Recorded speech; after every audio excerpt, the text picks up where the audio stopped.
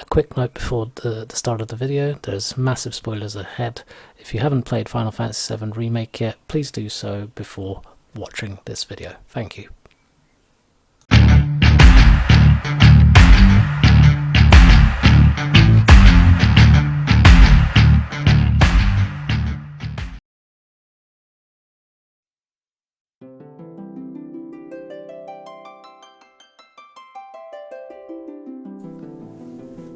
When Final Fantasy VII Remake was first announced in 2015, among the excitement of fans around the world, the expectation from every single fan was actually very minimal.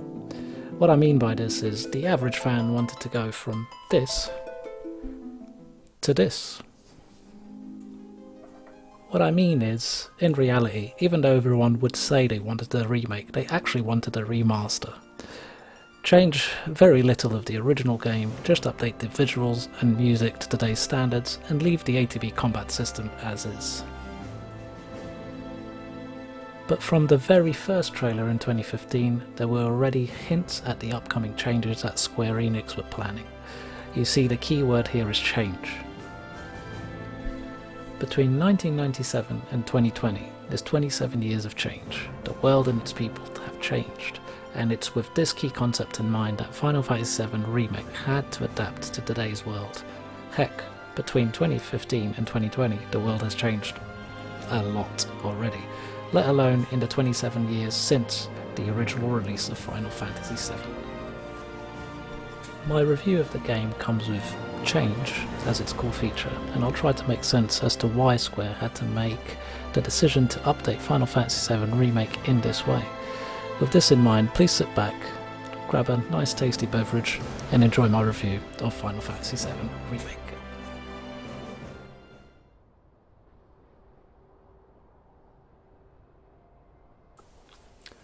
I tried to script the review for you guys, but I felt like I couldn't come up with the best way to really express how I feel about this game.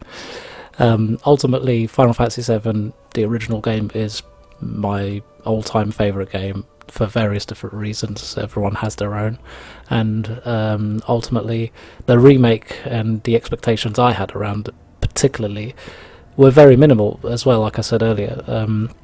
I think because I didn't know what to expect. You know, if you were to ask me what do you want out of the remake, my faith was on Square.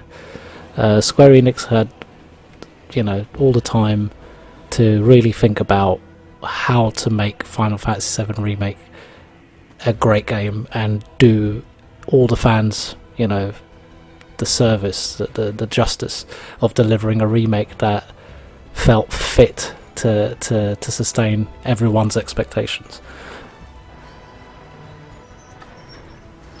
I won't lie, I was obviously slightly worried as well, because it is a big game, but at the same time I always felt in the back of my head that, well, the original will always exist no matter what happens going forward. So this remake, as beautiful as it was going to be, I guess, as now after playing it I've seen how great of a job they've done. On review, maybe I'll look at it through a little bit of rose-tinted glasses. You know, everything looks beautiful for me, the game's amazing, but there are a couple of bits here and there that I will pick at as I go along, but they're very much personal to me as far as a review's concerned. And we'll kick off pretty much with the music. So as soon as you press new game and the initial video starts off and you hear just the sounds, like everything's already different.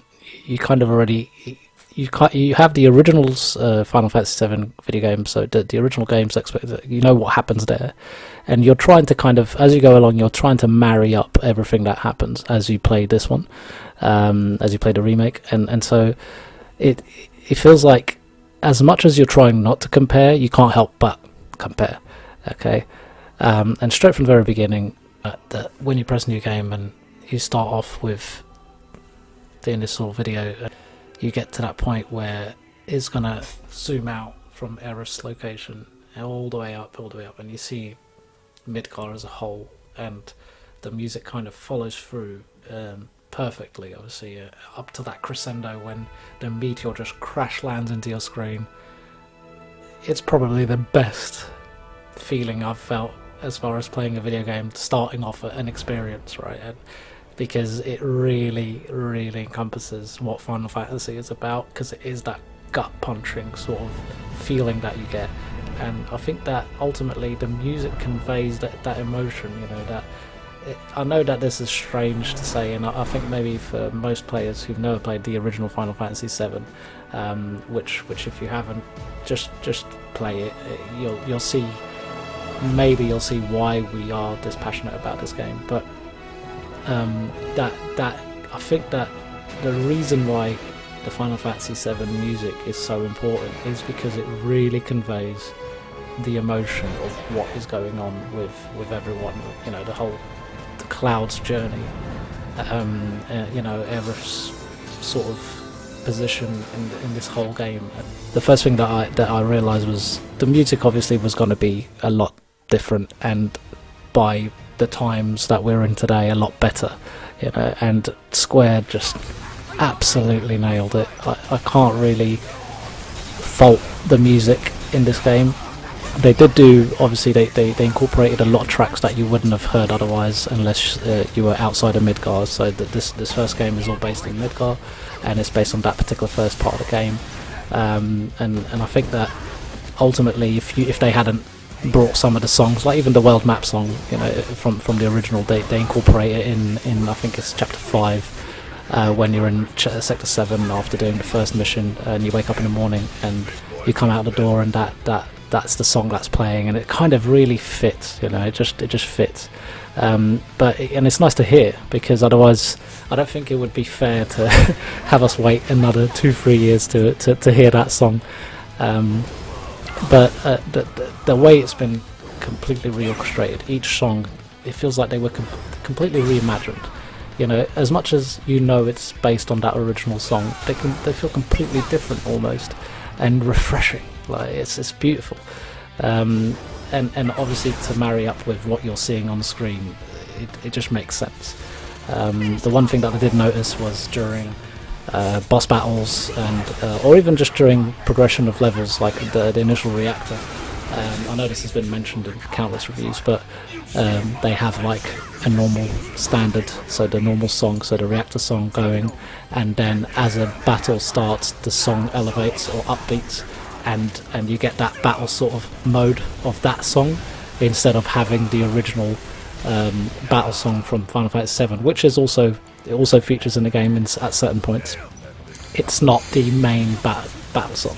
So a battle song now will be whatever song you're listening to, and so that's your roaming around the map sort of song, and then all of a sudden it will just, when an enemy pops up and Cloud pulls his sword out, a song just elevates one step up, and it goes a bit upbeat, which is, you know, it's just really cool that it kind of gives you the sense of urgency at that particular point. Especially when you start the game, because even normal enemies can be a bit of a challenge, so you'll be spamming potions left, right and centre to really get through it. But the music particularly, it really carries you. It carries the action in front of you, so you can see the action happening, you're pressing, you know, you're attacking, and the music really follows through. It really encompasses everything that's happening on the screen, and I think that's brilliant. And also the way they incorporate the cutscenes in, so you're as soon as you finish off coming out of the station right at the beginning of the game, and you can hear that beginning song, you know, and then it sort of like goes into like a dormant state when the cutscene starts, and you just hear it in the background like very faintly. Square has, they knew what they were doing. Okay, they knew that they couldn't mess this up, and I think that music for Final Fantasy games in general is so iconic. You know, each Final Fantasy game has particular music that everyone will love, and such. But Final Fantasy VII is just there was such a big expectation that they just could not mess it up. So I'm happy to say that they didn't mess it up. It really does do the game's justice. It's just brilliant, and I hope you guys enjoy it as much as I did. the gameplay. So gameplay was a big worry, I think, probably the biggest worry for me, and I'll speak probably for a lot of people when I say that. We were so used to Final Fantasy VII and the ATB system, you know, it really did a good job back then on the PlayStation 1, with, you know, the whole materia combinations and just seeing Cloud just skid across the screen and slash a couple of times, you know, that did it for us back then. So we didn't know, you know, we just, again, if you would ask me what do you want the battle to be like, I probably would have said, well, anything close to the original would be fine.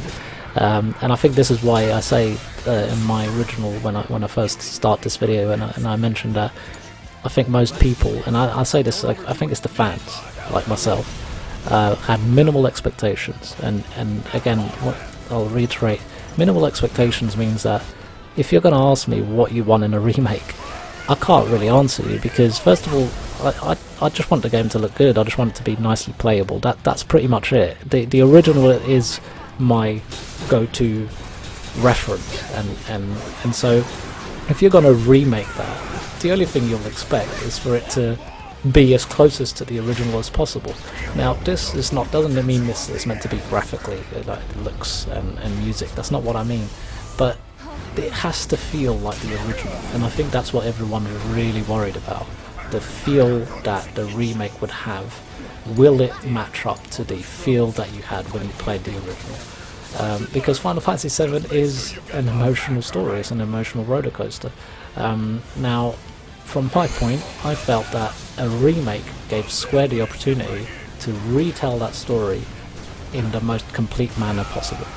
And so when it came to that was the story part. But then the combat side, so we thought, well, I know that there's a lot of games still out there that do not ATB but turn-based battle systems, like Persona 5 does it brilliantly, and love that game. One of my, you know, love that game. Not going to talk about that today, but I knew that Final Fantasy has been trying to, the brand has been trying to evolve with the times, and this is where that element of change comes into, right? Change, it affects the world in a minute.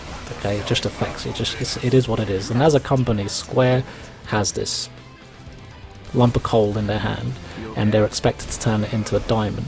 But the problem is if you're just gonna recreate the original, you know, be faithful to the original as much as they could, they did do that. But ultimately, if you're trying to remake something, you have to remake it to the standards of today.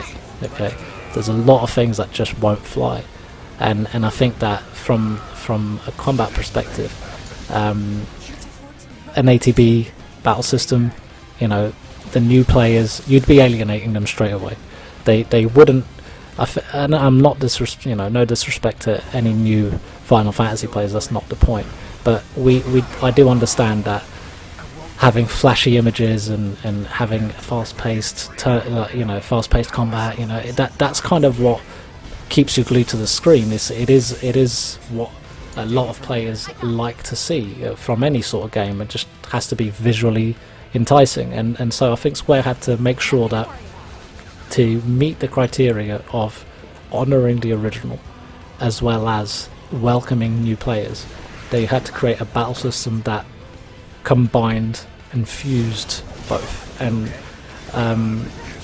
that was pretty much, I think, the core of bringing the battle system to life.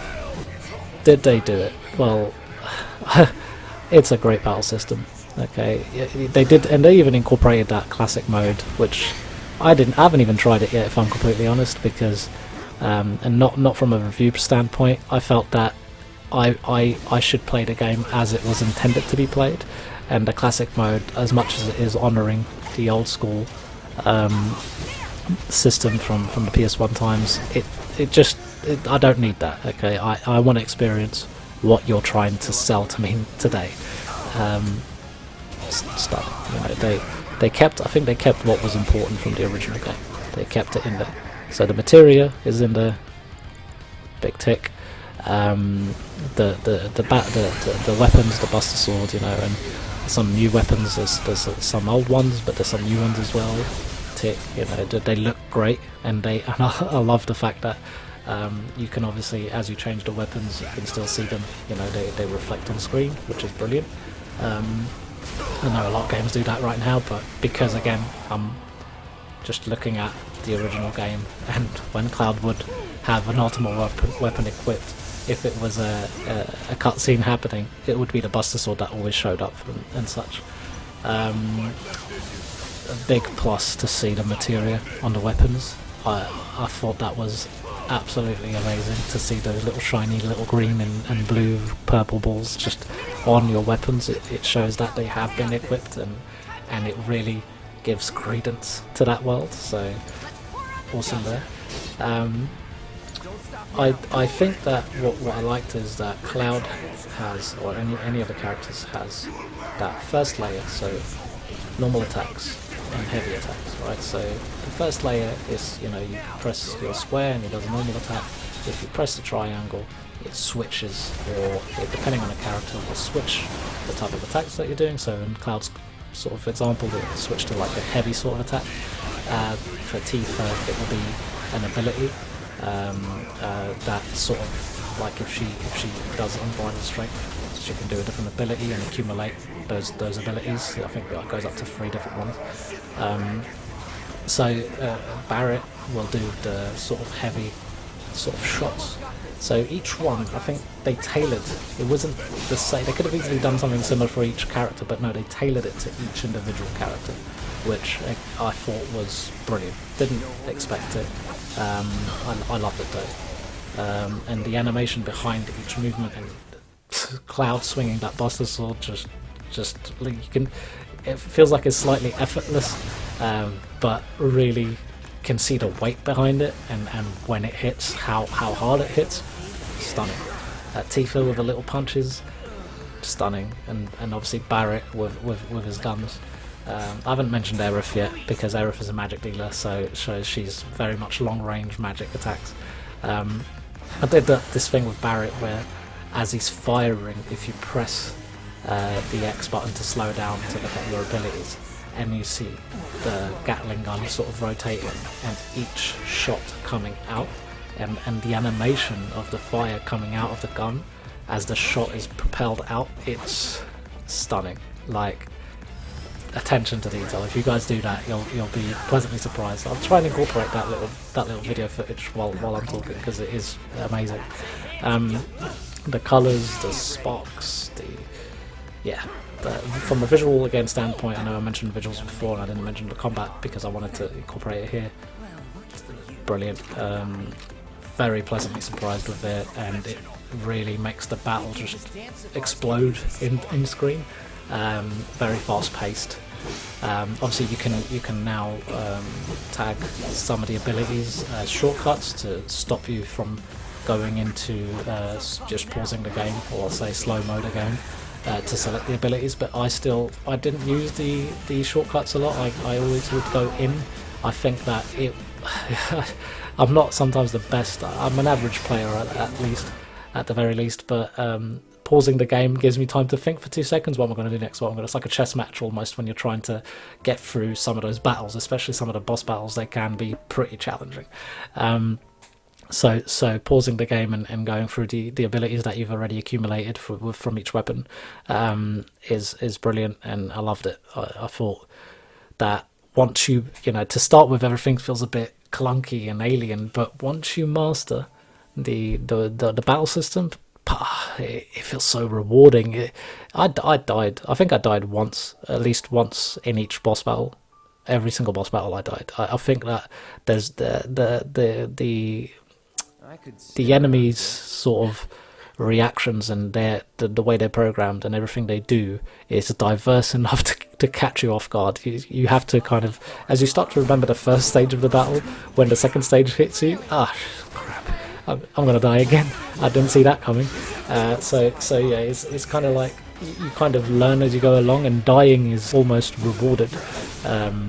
it's almost a rewarding sort of feeling, because you now get a chance to try that again and beat the boss at his own game. You know, oh, I know what I'm going to do when he does that. Brilliant. So almost, it kind of feels like a bit Dark Souls like. I know some people might think I'm stupid by saying that, but you do learn by dying. You do learn a lot by dying, and the game doesn't carry you very much. You get all the tutorials and all that, but no one has time to do that. You know, you just want to get on with it. So as you're going along and you start learning what each ability does and how each ability can counter certain things that the bosses do and the enemies do, then you start really, like, you know, understanding the fusion between, you know, that they've created on this battle system. How each character has a strength that if you don't explore it properly, then you're kind of missing out, and you thought, oh, if I only had used that through the whole bloody game, you know, how different would this have been? So yeah, love it. Battle system can't be faulted. I think everyone was pleasantly surprised with it. I know there's still people that will, you know, I want the normal ATB. It's still there, ATB is still there, it's just for your abilities, which I guess makes sense. It's not used for your attacks, it's still used for your abilities. And the ATB charges by itself if you want to, but it's obviously very slowly, so it encourages you to attack, fill in your ATB, and then plan your abilities ahead of schedule between all three characters, because you can't just win anything with just using one character. It really does, the battle does force you to use every character and to learn how they work. And I think that, again, Square Enix has done it. You know, I think from the moment we saw that first video where Neil Pavone starts going, "Let's mosey," everyone was sold. You know, when you saw Cloud for the first time swinging that sword, everyone was like, "This is sick. This is sick." And so, with that in mind, if you want to go and play it, you know, go and buy it, go and play that game, because I think you'll be pleasantly surprised at how good the battle system is, and I really hope that in the next installment they obviously keep it, maybe tweak the air combat a little bit, I don't know, allow Cloud a couple of long range sort of attacks, I don't know, throwing weapons, throwing daggers, something like that, because Cloud's aerial combat with his big massive Buster Sword didn't really do its justice. He could only do a couple of hits, while Tifa obviously can go up there and do a couple of combos in midair. Barrett can shoot things, Aerith can throw magic at it. But just tweak a little bit of Cloud's combat, maybe do something different. But that's pretty much it. I love it. I really loved it. I loved learning. That's it. I loved learning how to use it, and ultimately overcoming each challenge as I went along, and feeling that that's combat in an RPG. You know, if you want to do RPG combat, that is a great blend of action and strategy, like married together, and had a baby. That's what it is. Okay. Again, guys, please enjoy the combat. You won't be disappointed. And I'll leave it for now for part 1 of this review, and please look forward to part 2 shortly. Cheers, speak to you soon.